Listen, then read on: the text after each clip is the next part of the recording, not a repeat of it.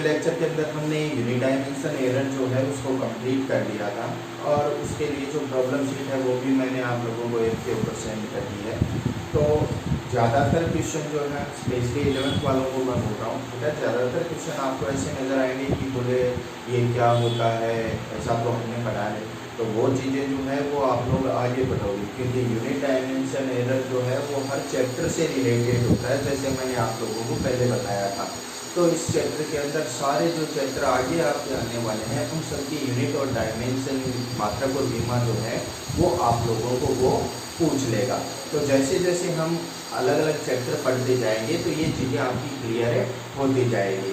तो देखिए आज जो है वो हम लोग कुछ सॉल्व एग्जाम्पल देखते हैं आपके चैप्टर के जो यूनिट डायमेंशन एरर है, और इस चैप्टर के सॉल्व एग्जाम्पल आप लोग अच्छे से सॉल्व करके उसके बाद में प्रॉब्लम शीट जो है उसको भी आप लोग बढ़िया सॉल्व करोगे, और उसके बाद में जो आपका माइनर हो रहा है संडे को वो माइनर आप लोग दोगे। तो चलिए शुरू करते हैं। अपने पास जो फर्स्ट क्वेश्चन है वो क्वेश्चन जो है वो आपको स्क्रीन पर नजर आ रहा हो। क्या बोल रहा है? ये बोल रहा है कि गैसों का अवस्था समीकरण निम्नलिखित रूप से व्यक्त किया जाता है। P प्लस क्या अपने पास समीकरण है? समीकरण दे रहा है E प्लस ए अपॉन में V square V minus B is equal to RT, ये समीकरण दे रहा है। और आगे क्या बोल रहा है कि यहाँ P जो है, P क्या है? P है दाब, V क्या है? V है आयतन, ठीक है। और T क्या है? T है परमताप, यानी जो ताप का मान है वो A, B और R जो है तीनों के तीनों A, B और R जो है वो क्या है? नियतांक। तो A, B और R नियतांक हो गए। क्या पूछ रहा है आपको पूछ रहा है कि A की विमा क्या होगी। तो A की विमा हम लोग यहाँ पर इस क्वेश्चन में A और B दोनों की ही विमा ज्ञात करेंगे कि A और B दोनों की ही विमा जो है वो क्या हो जाएगी अपने पास। तो देखो कोई भी भौतिक राशि, ठीक है, उस भौतिक राशि के अंदर वही समान भौतिक राशि जुड़ सकती है या घट सकती है। जैसे अगर मैं बात करूं वेग की, ठीक है, तो वेग के अंदर ऐसा नहीं है कि आप त्वरण जोड़ दोगे, ऐसा कभी भी नहीं होगा। वेग के अंदर क्या जुड़ेगा? हमेशा वेग जुड़ेगा। या वेग में से आप क्या घटा सकते हो? हमेशा वेग घटा सकते हो। यानी समान भौतिक राशियों का ही योग होता है या व्यकलन होता है। समान भौतिक राशियों का ही या तो योग होता है या व्यकलन होता है। अलग अलग भौतिक राशियों का योग नहीं हो सकता। तो अगर हम यहाँ पर बात करेंगे तो ये देखो P को क्या बोल रहा है? वो दाब है। तो दाब के अंदर जो जुड़ने वाली राशि है वो भी क्या होनी चाहिए? दाब ही होनी चाहिए। तो दाब के अंदर जुड़ने वाली राशि जो है वो भी दाब ही होनी चाहिए। तो मैं क्या बोलूँगा कि जो अपने पास P है उस P की विमा A अपॉन में V स्क्वायर के बराबर होनी चाहिए।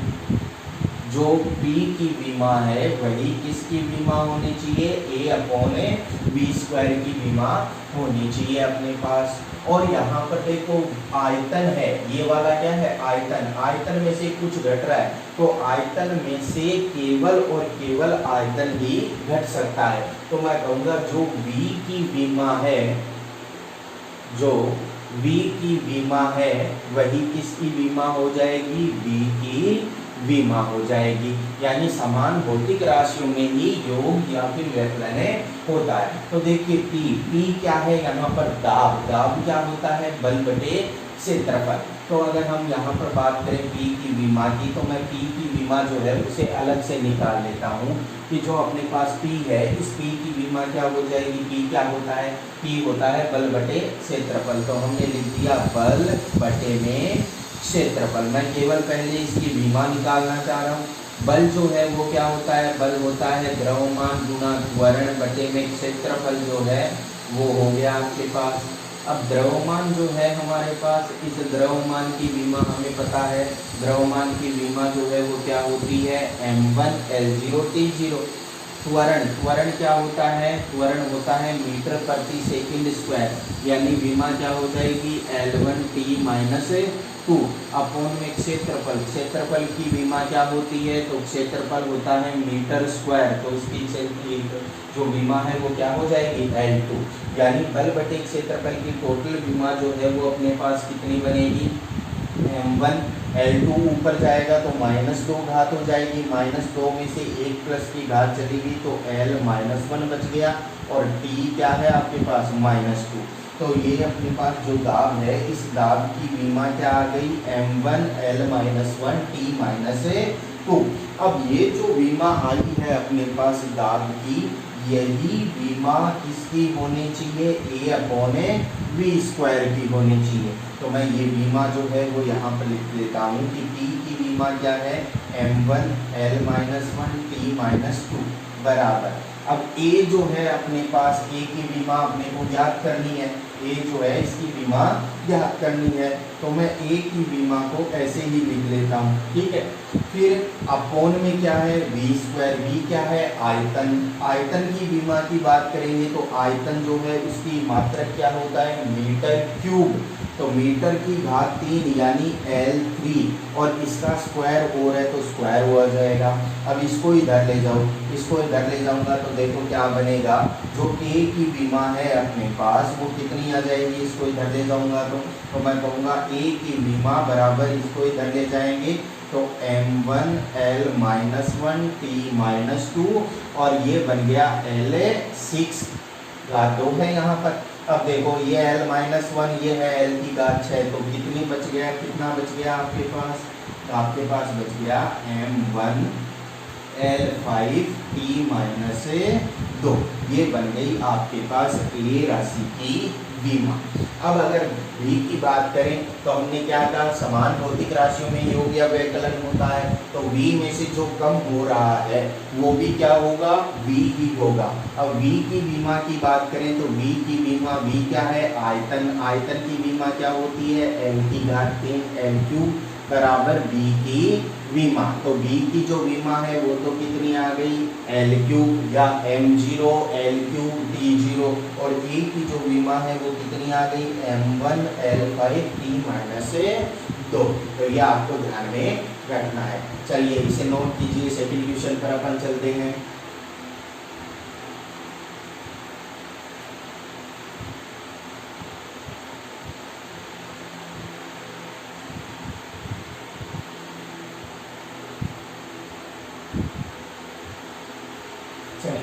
सेकंड क्वेश्चन देखो क्या बोल रहा है आपको कि एक तरंग का समीकरण जो है वो क्या है, एक तरंग का समीकरण y बराबर a sin omega x/v minus में k, ये है। यहाँ पर ओमेगा जो है वो क्या है, ओमेगा है कोणीय वेग, ओमेगा जो है वो है कोणीय वेग, v क्या है, v है रेखीय वेग, v है अपने पास रेखीय वेग। तो जो k अपने पास है इस k की विमा क्या होगी, तो k की विमा आप लोगों को पूछ रहा है। अब बोले सर x के बारे में कुछ नहीं बोल रहा, तो x जो है वो क्या हो जाता है विस्थापन हो जाता है x दिशा के अंदर, ठीक है। तो चलिए k की विमा की बात करें तो इस समीकरण के अंदर मैं ओमेगा अंदर गुणा कर देता हूँ, तो y बराबर आ गया a sin omega x/v minus में ओमेगा k। अब कोण जो होता है, साइन जो होता है, साइन के आगे हमेशा क्या आता है डिग्री या रेडियन, कोण ही आता है। अब डिग्री या रेडियन की हम लोग बात करें, रेडियन जो है वो कोण का मात्रक होता है, क्या वो मूलभूत राशि है क्या, नहीं है, वो कैसी राशि है पूरक राशि है। हम केवल मूलभूत राशियों को ही बीमा के अंदर रखते हैं, पूरक राशियों को बीमा के अंदर नहीं रखते।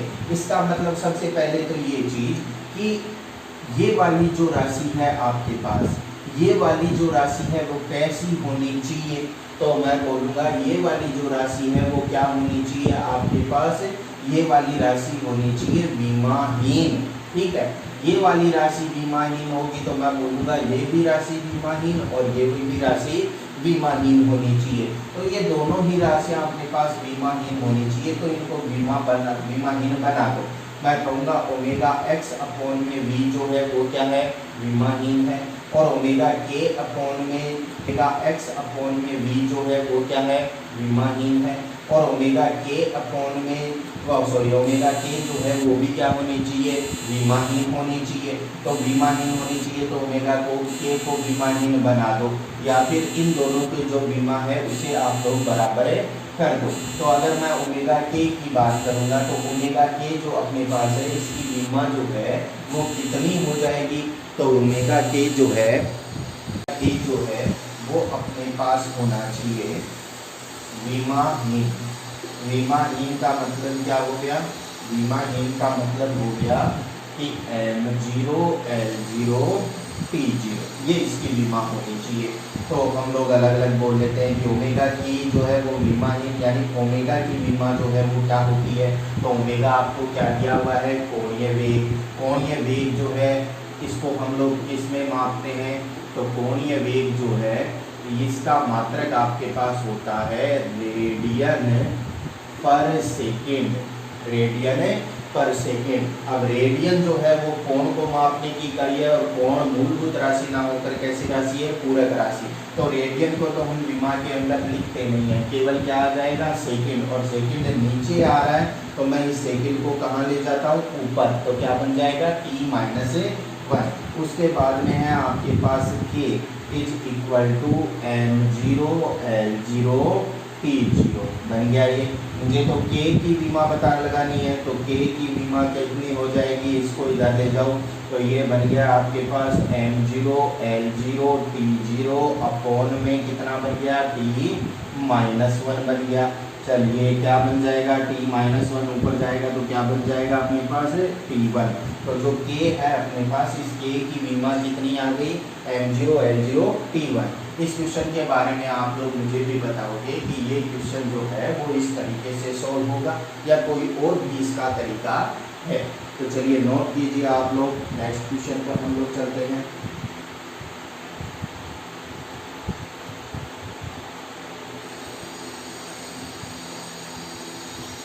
चलिए नेक्स्ट क्वेश्चन जो है अपने पास,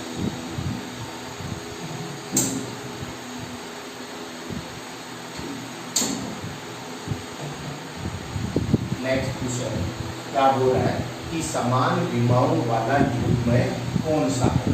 तो समान विमाओं वाला युग्म आपको पूछ रहा है। पहला जो ऑप्शन आपको दिया हुआ है वो दिया हुआ है कोणीय संवेग, कोणीय संवेग और कार्य। दूसरा जो युग्म आपको दिया हुआ है वो कौन सा है, कार्य और बल आघूर्ण। तीसरा जो अपने पास युग्म है वो है स्थितिज ऊर्जा और रेखीय संवेग। और चौथा अपने पास युग्म है गतिज ऊर्जा और वेग। तो देखिए इन चारों के लिए हम लोग क्या करेंगे, ये जो चारों ऑप्शन है इनको हम लोग क्रॉस चेक करेंगे कि कोणीय संवेग की विमा क्या है, कार्य की विमा क्या है। और कोणीय संवेग की विमा और कार्य की विमा सेम हो गई, वही अपना क्या हो जाएगा, आंसर हो जाएगा। तो अगर हम यहाँ पर कोणीय संवेग की बात करें सबसे पहले, तो कोणीय संवेग जो होता है, इस कोणीय संवेग का सूत्र होता है, सबसे पहले तो इसे निरूपित किया जाता है L से, और इसका सूत्र क्या होता है, mvr। m द्रव्यमान, v वेग, r त्रिज्या या r होती है दूरी। तो अगर हम इसके मात्रक की बात करेंगे तो पहले तो इसका मात्रक लिख लेते हैं। मात्रक क्या आ जाएगा, देखो m का मतलब किलोग्राम, v का मतलब मीटर प्रति सेकेंड और r का मतलब मीटर। तो ये क्या बन गया अपने पास, किलोग्राम मीटर स्क्वायर पर सेकेंड। तो इसकी जो विमा है वो क्या बन जाएगी, तो अगर हम इसकी विमा की बात करें तो विमा देखो क्या बन जाएगी, m1 L2 और सेकेंड ऊपर जाएगा तो T-1। ये बन गई कोणीय संवेग की विमा। दूसरी चीज हम लोगों के पास क्या है, कार्य। कार्य की हम लोग बात करें तो कार्य जो है वो क्या है अपने पास, क्या होता है, कार्य बराबर W बराबर होता है बल गुणा में विस्थापन। कार्य बराबर क्या होता है, बल गुणा विस्थापन। बल क्या होता है, बल होता है द्रव्यमान गुणा त्वरण, गुणा में क्या बच गया, विस्थापन। तो देखो क्या मात्रक बन जाएगा अपने पास, किलोग्राम मीटर प्रति सेकंड स्क्वायर, और ये सेकंड यहाँ पर अपने पास, ठीक है। ये विस्थापन यहाँ पर, तो विस्थापन का क्या कर दिया, मीटर स्क्वायर कर दिया। तो इसकी जो विमा बनी अपने पास, वो विमा क्या बन गई, m1 L2, और ये ऊपर चला जाएगा T-2। क्या ये दोनों सेम है, क्या सेम नहीं है, इसमें तो T-1 आ रहा है, इसमें T-2 आ रहा है। तो अपने पास फर्स्ट ऑप्शन जो है वो क्या हो गया, गलत हो गया कि इनकी विमाएं समान नहीं है। चलिए दूसरे की हम बात करते हैं। तो कार्य की तो विमा हमने निकाल दी। अब बल आघूर्ण, तो बल आघूर्ण जो होता है, बल आघूर्ण जो होता है वो होता है तो बराबर होता है R गुणा F। R जो है वो तो होती है दूरी, और F जो है वो है बल। तो यहाँ पर देखो हमने बल और दूरी दोनों ही आ रहे हैं यहाँ पर, यानी अपना जो ऑप्शन करेक्ट आएगा वो कौन सा आएगा, कार्य और बलाघूर्ण का आएगा। लेकिन फिर भी हम लोग इसे आगे सोल्व कर लेते हैं। R जो है इसका मात्रक, इसको हम लोग R से लिख देते हैं। F की जगह क्या लिख दिया, MA। मात्रक मैं लिखूँ तो मैं लिखूंगा R का मीटर, M का हो गया किलोग्राम, A का हो गया मीटर पर सेकेंड स्क्वायर। तो क्या बन गया इसका मात्रक, देखो मीटर गुना मीटर जो है वो क्या बन गया अपने पास, मीटर स्क्वायर बन गया। तो विमा जो बनेगी इसकी, वो विमा क्या बन जाएगी, विमा बन जाएगी m1 L2 T-2, ये इसकी विमा बन जाएगी। तो हमें पता चल गया कि कार्य और बलाघूर्ण की विमाएं जो है वो क्या है, समान है। चलिए फोर्थ की अगर हम लोग बात करें आगे की, तो आगे अपने पास है स्थितिज ऊर्जा। तो ऊर्जा चाहे वो कोई सी भी हो, स्थितिज ऊर्जा हो या गतिज ऊर्जा हो, उसका मात्रक समान होता है।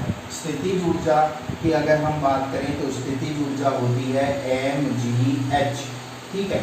m होता है द्रव्यमान, g होता है गुरुत्वीय त्वरण, त्वरण यानी मीटर प्रति सेकंड स्क्वायर, h होती है ऊंचाई, ऊंचाई यानी मीटर। तो इसका मात्रक क्या बन गया, किलोग्राम मीटर स्क्वायर प्रति सेकंड स्क्वायर। तो इसकी जो विमा है वो विमा क्या बन जाएगी, इसकी विमा बन जाएगी m1 L2 T-2 बन गई। दूसरा क्या है, रेखीय संवेग। तो रेखीय संवेग की अगर हम बात करें तो रेखीय संवेग जो होता है अपने पास, रेखीय संवेग P से निर्भर हम लोग निरूपित करते हैं। P बराबर होता है mv। m होता है द्रव्यमान, द्रव्यमान का मात्रक किलोग्राम, v होता है वेग, वेग का मात्रक मीटर प्रति सेकेंड। तो इसके जो अपने पास विमा बनेगी, वो विमा जो है वो क्या बन जाएगी, तो देखो m1 L1 सेकेंड ऊपर जाएगा तो T-1, ये बन गई इसकी विमा। रेखीय संवेग अगर हम बात करें यहाँ पर रेखीय संवेग के बाद में गतिज ऊर्जा की, तो ऊर्जा चाहे कोई सी भी हो आपके पास, उसकी जो मात्रक है और जो विमा है वो क्या रहती है, सेम ही रहती है। वेग अपने पास है मीटर प्रति सेकंड, वेग जो है अपने पास वो क्या होता है, वेग होता है दूरी बटे में या विस्थापन बटे में समय। तो दूरी या विस्थापन का मात्रक मीटर, समय का मात्रक सेकंड। तो इसकी जो विमा बन जाएगी वो विमा क्या बन जाएगी, m0 L1 T-1। तो अपना जो आंसर आएगा वो कौन सा आ जाएगा कि विमा किसके समान है, कार्य और बलाघूर्ण की। यानी ये वाला जो ऑप्शन है वो अपना करेक्ट हो गया है। तो ये वाला तो ऑप्शन अपना आंसर हो जाएगा। चलिए नोट कीजिए, नेक्स्ट बात करते हैं हम लोग।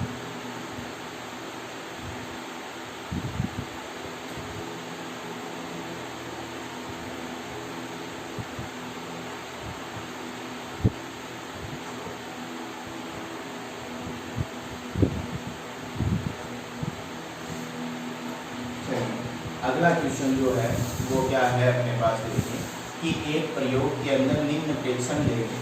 अब ये जो प्रेक्षण लिए गए हैं इनके बारे में आपको बोल रहा है कि निम्न प्रेक्षण लेंगे, एल का मान दे रखा है, एम का मान दे रखा है, एल का मान, स्मॉल एल का मान दे रखा है, कैपिटल डी का मान दे रखा है और जी का मान दे रखा है। ठीक है, तो वो बोल रहा है कि वाई में अधिकतम प्रतिशत त्रुटि जो है वो कितनी होगी। इस क्वेश्चन को अभी हम एक बार ड्रॉप कर रहे हैं, नेक्स्ट क्वेश्चन के ऊपर चलते हैं कि ऊष्मा के जूल नियम के अनुसार उत्पन्न ऊष्मा का जो जूल नियम है इसके अंदर उत्पन्न ऊष्मा H बराबर बोल रहा है I²RT। ठीक है, ये उत्पन्न ऊष्मा का सूत्र होता है। I का मतलब होता है विद्युत धारा, R का मतलब होता है प्रतिरोध और T का मतलब होता है समय। जहाँ I धारा, R प्रतिरोध, T समय। यदि I, R व T के मापन में त्रुटियां, I के मापन के अंदर जो प्रतिशत त्रुटि आपको दे रहा है वो दे रहा है 3%। ठीक है, और R के मापन में जो प्रतिशत त्रुटि है वो है 4%। T के मापन में जो प्रतिशत त्रुटि है वो आपको दे रहा है 6%। तो पूछ रहा है कि H के मापन में प्रतिशत त्रुटि का मान कितना होगा।